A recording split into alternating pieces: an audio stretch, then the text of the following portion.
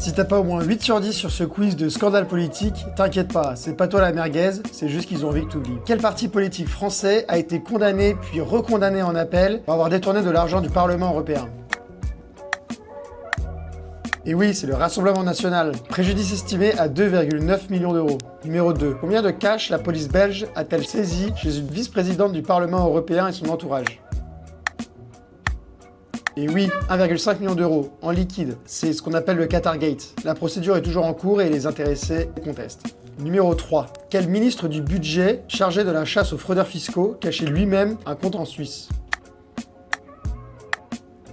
Et oui, c'est Jérôme Cahuzac, condamné définitivement pour fraude. Numéro 4. Quelle présidente de la Commission européenne a égaré ses SMS de négociation pour un contrat de vaccin à 35 milliards d'euros?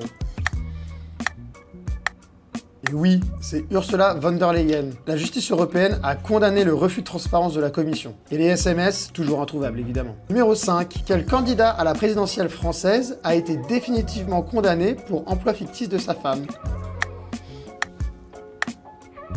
Et oui, c'est François Fillon, avec 4 ans de sursis et 375 000 euros d'amende. Définitif depuis février 2026. Numéro 6, question piège. Le RN est-il le seul parti politique à avoir été condamné pour des assistants fictifs au Parlement européen?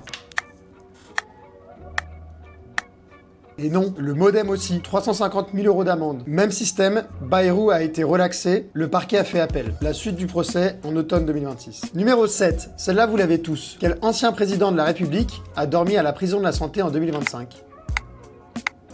Et oui, c'est Nicolas Sarkozy évidemment. Il a pris 5 ans ferme pour association de malfaiteurs dans l'affaire des financements libyens. Numéro 8. Quel cabinet de conseil américain, payé des millions par l'État français, n'a payé aucun impôt sur les sociétés ces 10 dernières années?